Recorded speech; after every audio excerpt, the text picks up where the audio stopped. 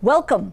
I'm Jean Lidke, and I am looking forward to exploring the topic of design thinking and how we can use it to accelerate innovation and growth in our organizations, and maybe even in our lives. Let me tell you a little bit about myself as we get started. So I'm a strategy professor at the Darden School of Business at the University of Virginia, and I like to joke that I fell in love with design thinking because I'm the least creative person I know. Maybe that's why my passion is demystifying design for business people like myself. So my own education is in business. Started off as an accountant, then got an MBA and a doctorate. I've lived in both the worlds of academia and business. Here at Darden, I've been the director of the Batten Institute, a research center devoted to entrepreneurship and innovation, and a research center that sponsored a lot of the research that we'll be talking about in this class. And I've also been associate dean of our MBA program. I started out my business career originally as a cost accountant and then became a strategy consultant with the Boston Consulting Group, and more recently spent some time as chief learning officer at UTC, a Fortune 50 corporation. But what really matters is that I've been studying the way designers think and its relevance to organizations for over 15 years now. I've written several books on the subject, which you may find useful as reference material. Again, my goal has always been deciphering design thinking for managers.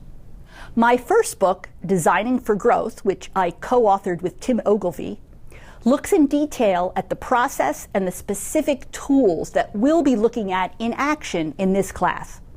It's really a how-to guide for those looking for specific instructions about how to use design.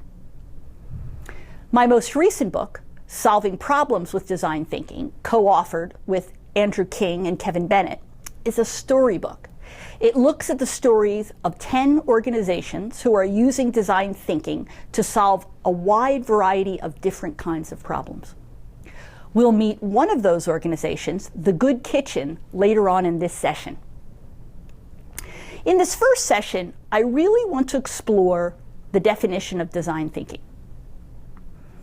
I want to explore what design thinking really means, or at least what I think it means.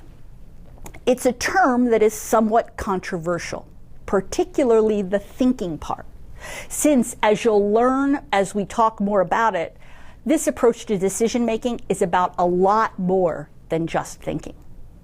So what else is it about? Well, let's start with a popular view of the creative process. I call this view the Moses myth. In the Moses myth, innovation is a miracle that results when a special person raises his or her hands to God. The Red Sea parts, the iPod is born, pick your own utopian outcome, the message is the same. It's that innovation takes a special gift, one that most of us just don't have. Like most myths, this just isn't true. Of course, there are creative geniuses. No one would want to deny that truly extraordinary minds, like Steve Jobs, exist. But genius is not the only way to produce innovation. And believing the Moses myth undermines managers' confidence in their own abilities. And what I want to do is just ask for equal time to tell a different version of the story of innovation and where it comes from. This is a view of the creative process that was offered by an employee of Apple a few years back, and it is one of my favorites. Not because I agree with it, but because I think it captures the Moses myth beautifully. That old story that innovation is a black box, it's a hopeless tangle, and the ability to think creatively is a mysterious one that belongs to a special class of people. In this class, we are going to respectfully disagree with that story and tell a different one. Rather than waiting for Moses to show up and part the Red Sea for us, we are going to figure out how to build bridges to cross over to the other side, to that promised land of the new future, so that we can reliably manufacture our own miracles. So let's look at a different view of the creative process. In this view, the tangled mess morphs into a systematic series of questions. The first of these questions is, what is? and it explores current reality. All successful innovation begins, I believe, with an accurate assessment of what is going on today. Indeed, starting out by developing a better understanding of current reality is a hallmark of design thinking, and it's the core of design's data-intensive and user-driven approach. Managers frequently want to run immediately to the future, to start the innovation process by brainstorming new options and ideas. And they find it hard to focus on immersing themselves into the here and now. We're so impatient to get to creating new stuff. But attending to the present pays dividends in two crucial ways. First, it helps broaden and perhaps even change completely our definition of the problem or opportunity we want to tackle.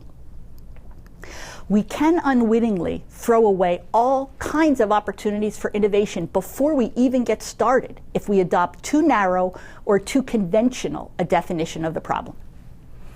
Second, this attention to the present helps uncover unarticulated needs, which are the key to producing the kind of innovative design criteria that generate really differentiated solutions.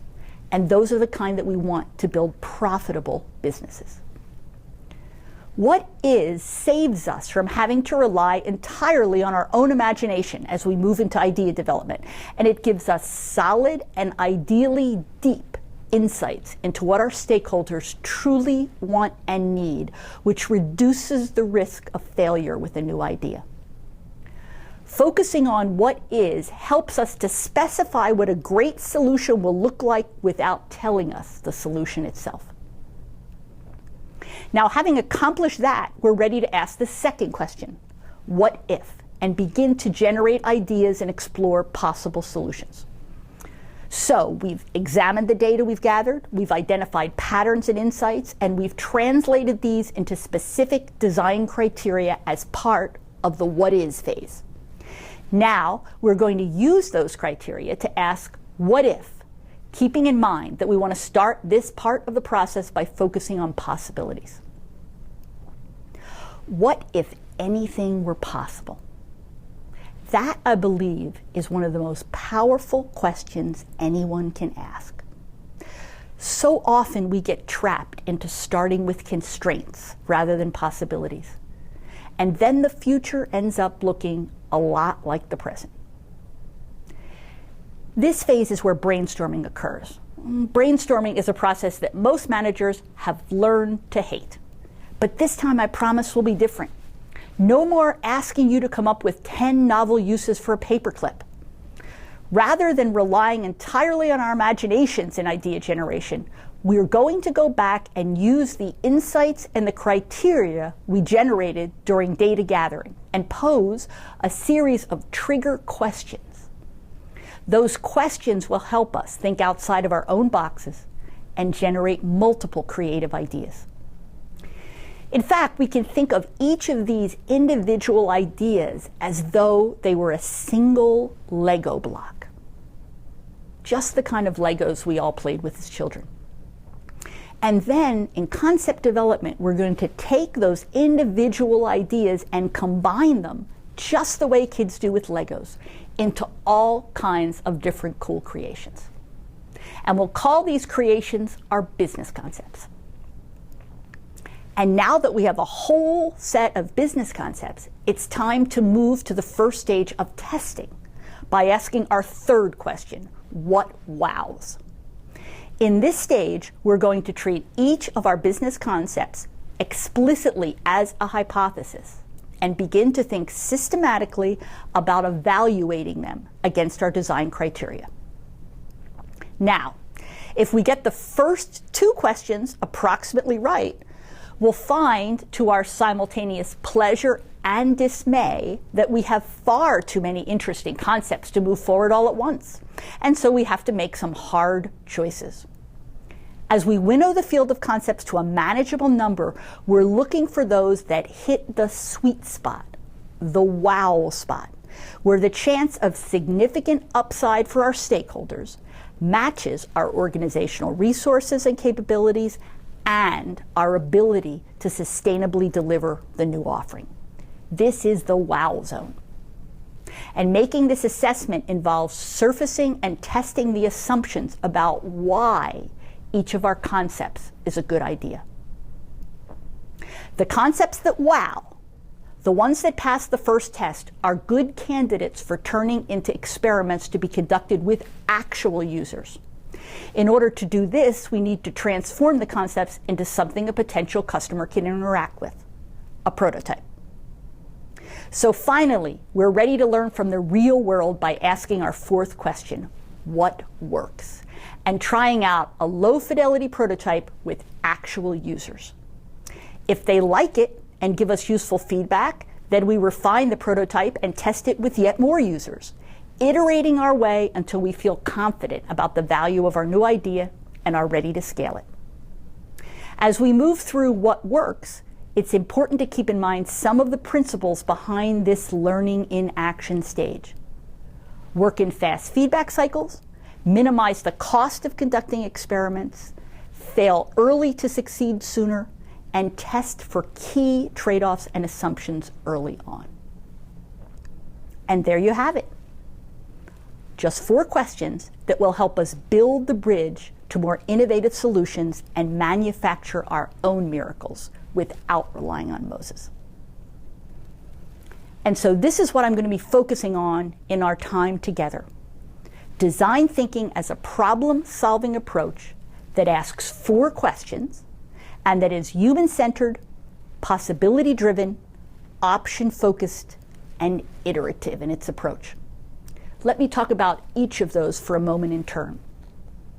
Human-centered is where we always start, with people, with real human beings, not demographics or segmentation schemes. Design thinking emphasizes the importance of deep exploration into the lives and the problems of the people we hope to generate value for before we're allowed to start generating solutions. This is why it's often called user-driven design. It adopts market research methodologies that are qualitative and empathetic. And it's also enthusiastic about engaging other human beings in co-creation. Design thinking is also possibility-driven. It uses this information we've learned to ask the question, what if anything were possible, as we begin to create new ideas about how to serve them. It also focuses on generating multiple options and avoids putting our eggs in one particular solution basket. Because we're guessing about our stakeholders' needs and wants when we go after unarticulated needs, we expect to be wrong a lot. So we want to put multiple irons in the fire and let our stakeholders tell us which works for them, which means we want to manage a portfolio of new ideas. Finally, the process is iterative. It's committed to conducting cycles of real-world experiments rather than running analyses using historical data. It's a process of continuously forming and testing and then reforming our ideas about what works. We don't expect to get it right the first time. We expect to iterate our way to success. Let's learn some more about design thinking from some experts on the subject by viewing the video, What is Design Thinking? We've created that video here at Darden, and I'd like you to check it out, and I'll rejoin you to look at design thinking in action when you're finished.